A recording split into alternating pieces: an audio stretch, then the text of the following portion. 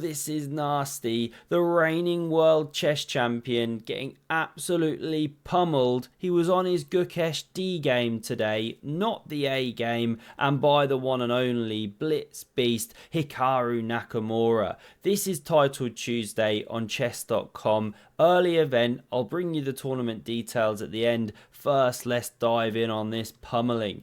After knight f3 from Gukesh, Hikaru takes the centre. Both players build a banana hammock, tuck the bishops into bed, and would you look at that, Gukesh keeps his coach proud. Castled by move 5, we love to see it, and he now plays the explosive c4. Starts to look like a Catalan right, named of course after a chess playing cat called Alan. There's Gukesh with the man cat himself, great friends. Now we see takes on c4.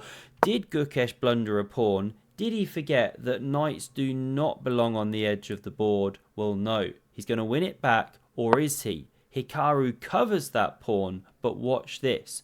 Gukesh D goes absolutely nuts and sacrifices a piece for a pawn. Has he been watching Ding Liren chilling in the area, waiting for the game, munching on those nuts for too long, gone to his chess playing ability? No. He's actually winning back the piece.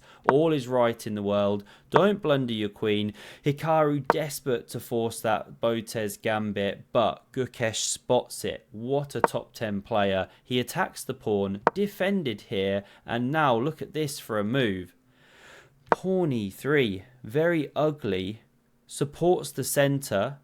This is now nice, but this poor guy down here, very awkward for him. It's like that moment when you're sat in the chess hall, someone lets one rip. You don't want people to think it's you. You look awkwardly around, trying to figure out the suspect. Quick glance off to the side. Just keep your head down, breathe through your mouth, act kind of casual. What do we see played now? Castles. Bishop d2, desperate to worm its way out, and now bishop e4. A classic idea, trying to trade the defender, weaken the king. Queen a3 is now played. Kind of strange looking move. You know, rook fc1, a little better, just hitting the half open file. Pawn tickled, defended. Now we see rook ac1, rook fd8, get those cannons into the game, and the knight hops forward. Very juicy square, but you do of course let these bishops leave the board. That's good for black. Hikaru's more than equalised here, and the computer's top move is hopping the knight, but fine. This is also good, and in fact, arguably better, because look at the clock times. They're roughly neck and neck. In fact, Hikaru's down by like 30 seconds. But watch this. Gukesh now plays pawn to b4. b4, you can say crazy Uncle Kramnik. And he loses a minute on that move. Now, he probably should have just nudged the queen into the light squares, really. And you're fine. You're standing a bit better. But this burns oodles of time. Hikaru drops back to try and trade pieces. Now we see f4. Gukesh doesn't roar like a mighty chess lion, but just makes a modest squeak. He's a humble guy. Now we see pawn e6. Queen ducks out the x-ray. The knight jumps back. Really great chess. And Gukesh has so many moves available to him here. You know, you could push b5. There's a great blitz move. Look at all that pressure bearing down on the c-pawn that can't move very easily. a4's good. King f3. Queen c2. Gukesh plays queen d3 here. Fine. Covers this square. Prepares e4. But again, look at that. 20 seconds. You can't do it in blitz chess. Not at this level. They'll punish you. The queen jumps off the x-ray of the rook. King g1 anticipates the check. Queen d5 anyway. And with the pawn attacked, again, why not pawn a4? Rook c2. Then play from there. Just a quick blitz move. But instead, Gukesh plays rook fd1 relatively quickly, but he's all in now because Hikaru takes the pawn. He's now winning on the queen side. You've got to go for this attack, which Gukesh tries to generate. Daenerys guiding these three dragons down the board now. Queen a4 is a cool and calm maneuver, getting that lady out of Siberia, going for the exchange here. And now, how should you proceed here? If you had the white pieces, it's blitz, you want to attack, you know you need to kill the king. What is the best move? So well done if the idea of pawn f5 comes due. Why is it so good? Well, you start to break down this structure, and with the bishop on d2, it can participate. If this pawn takes, by the way, the actual way to play is not with this and giving up a square, but this. Really, really strong move. Lovely intermezzo. Queen can't get back. Rook d7, well, you lose a rook. White's doing pretty well there.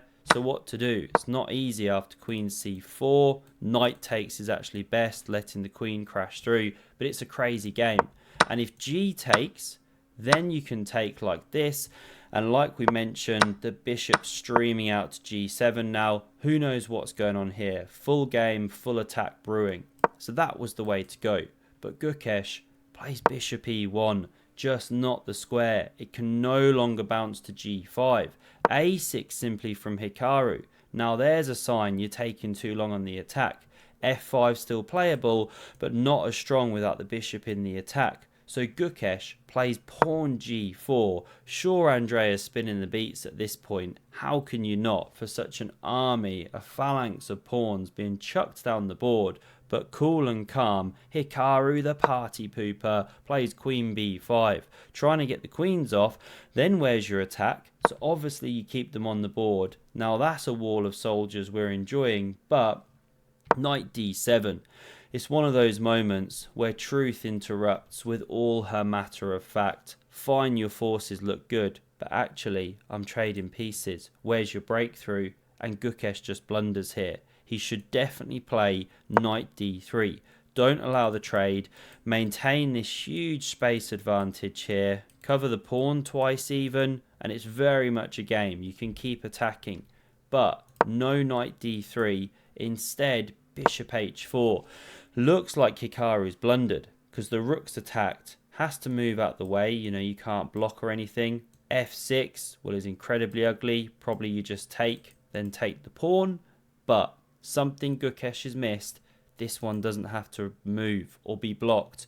You can take here, of course. And no time to take the rook because the queen's under fire. Dropping with check as well. So you have to recapture. If you go with this one, not played, then the rooks can leave the board and c5 is achievable. Although this break comes, it's actually not that scary. You know, you can crank things open, but now the queen gets back, covers the key squares, and white's just thrashing while black starts pushing these pawns, making Yasser Serwan proud. So let's run back here. No d takes, f takes played, rook has to move, it covers the pawn on f7, and you've got no f5 break. Big problem for the attack. d5 not quite working. Black's got enough pieces on the square, only 2 for white. So Gukesh plays this, desperately trying to do something pseudo-aggressive. He's on seconds now. Queen takes on b4. Hikaru 2 pawns to the good, and so the desperate d5 is played, but takes. Pawn takes, and the move to finish the game. Can you guess what Hikaru played? Best shot. It's queen d4 check.